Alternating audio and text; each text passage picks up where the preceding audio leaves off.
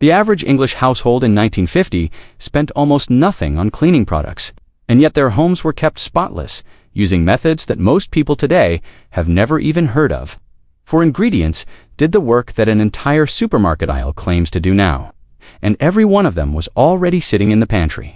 I want to tell you about those 4 ingredients, and a few more besides, because I watched them used every single day of my childhood, and I still use them now.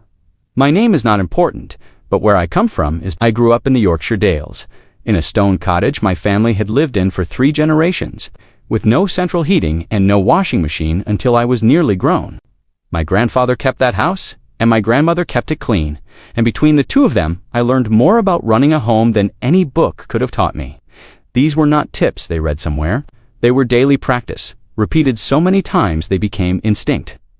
Passed down the way a recipe is passed down by watching and doing rather than by writing anything down.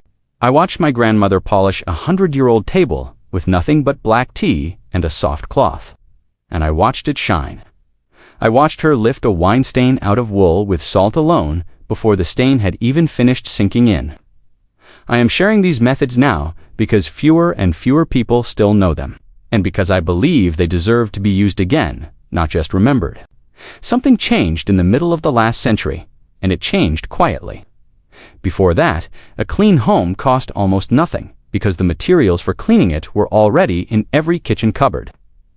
Then an entire industry grew up around, convincing people that cleaning required specialist products, 1 bottle for the glass, another for the wood, another for the metal, each with its own brand and its own price, when in truth a handful of simple, cheap ingredients had always done the job and done it well. There was very good money to be made in people forgetting that, and so, quietly, they did. I am not going to dwell on that because it is not really the point. The point is what still works and what always did. What you are about to hear is not a theory. These methods were used across hundreds of years of English households, through wartime shortages when nothing could be wasted, through decades when a new bottle of anything was simply not affordable, by people who had no other choice but to make do with what was already in the house. They worked then, under far harder conditions than most of us will ever face, and they still work now. The first method concerns your windows and mirrors, and it is the one people are most surprised by. Fill a jug with warm water and add a good splash of white vinegar, roughly 1 part vinegar to 4 parts water. Wipe the glass with this using a soft cloth, and then, before it dries, take a sheet of old newspaper and buff the glass with it in small circles. The vinegar cuts through the grease that ordinary water leaves behind, and the newspaper leaves no lint and no streaks, because the fibers are pressed so tightly during printing that they do not shed the way a cotton cloth does. My grandmother swore that newspaper polished glass better than any cloth ever made, and after 50 years of watching her do it, I have never found a reason to doubt her. But that is only the first method, and it is far from the most useful one. The second concerns bicarbonate of soda, which was once kept in every English kitchen for reasons that had nothing to do with baking. A spoonful mixed into a paste with a little water will lift baked-on grease from a pan without scratching it, because the grains are just abrasive enough to work, and just soft enough not to damage the surface underneath. Sprinkled dry into a carpet, left for 20 minutes, and then swept up with a stiff brush before vacuuming. It draws out damp smells the way nothing bought in a shop quite manages, because it does not mask an odor, it absorbs it at the source. Left open in a jar at the back of a refrigerator, it will pull musty smells from the air over several days, which is why country larders often kept an open tin of it on the shelf without anyone quite explaining why. Keep that in mind, because the next method builds on this same idea of using what draws things out rather than what simply covers them up.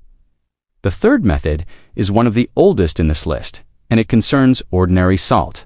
Salt was the first thing reached for whenever something was spilled on fabric, because, unlike water, which can spread a stain, dry salt draws liquid up and out of the fibers almost immediately.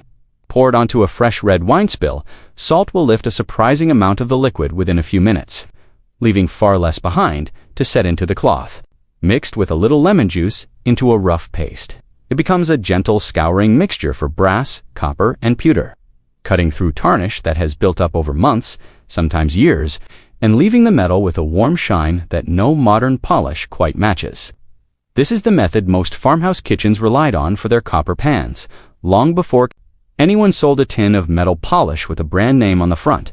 The second part is where most people are genuinely surprised, because they assume something this simple could not possibly compete with what is sold today, and yet it consistently does.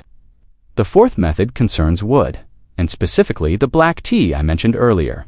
Brew a strong pot of ordinary black tea, let it cool completely, and then dip a soft cloth into it. Wring the cloth out well, and wipe it over wooden furniture, skirting boards, or wooden floors. The tannins in the tea condition the wood and bring a deep, warm color back to the surface, while leaving behind none of the sticky residue that many modern sprays do. This was common practice in Victorian households, where tea was already being brewed daily for the family, and a leftover pot, rather than being thrown away, was put to a second use before the day was done. It costs nothing beyond what was already being made, and it takes only a few minutes longer than wiping the surface with a plain damp cloth. Keep watching, because the next method is one that most households have entirely forgotten. And it may be the most useful one in this list for anyone dealing with a persistently smoky or greasy kitchen. The fifth method concerns wood ash, which in a house with an open fire was never in short supply. Cooled ash, sieved to remove any larger pieces, was mixed with a small amount of water to form a mild paste, and this paste was used to scrub greasy pots, blackened grates, and sooty glass on the front of a stove. Wood ash contains a natural alkaline compound called lye in very mild concentration, which is exactly what cuts through baked-on grease and soot without needing anything stronger. This is, in fact, the very same principle behind old-fashioned soap making, which used wood ash lye combined with animal fat long before soap was ever something bought rather than made. A household with a fireplace had, without realizing it, a steady supply of cleaning material arriving free of charge every single day, simply from keeping warm. The sixth and final method concerns something almost everyone still has, but very few people still use for this purpose, and that is a fresh lemon. Half a lemon, dipped in a little salt, was rubbed directly onto wooden chopping boards to lift stains and cut through the smell of onion, garlic, or fish that lingers after use. The acid in the lemon breaks down what causes the smell, while the salt provides just enough abrasion to lift stains sitting on the surface, and the natural oils in the peel leave the wood smelling clean rather than simply masked. The same half lemon, rubbed around the inside of a kettle that has become clouded with limescale, will slowly dissolve the buildup over a few applications, restoring the metal to something close to its original shine. This was, for generations, simply what was done without a second thought, because nobody had been told yet that a bottle would one day do it for them at a price. When I think about why these methods matter now, it is not really about the money saved, although the money saved is real and it adds up quickly over a year. It is more that something quiet was lost when households stopped needing to know how their own homes worked. There is a particular kind of confidence that comes from knowing you can keep a home clean, warm, and comfortable using nothing more than what is already within reach. Without depending on a shop, a delivery, or a subscription to arrive, my grandmother had that confidence, and she never once thought of it as anything special, because to her, it was simply how a home was kept. I would like more people to feel that same quiet confidence again, because it was never actually taken from us. It was only ever set aside, waiting to be picked back up by anyone willing to use it. If this has been useful to you, there are more methods where this one came from. I share a new one every day, drawn from the same kitchen table where I first learned all of this myself. The old ways are still here. You simply have to know where to look.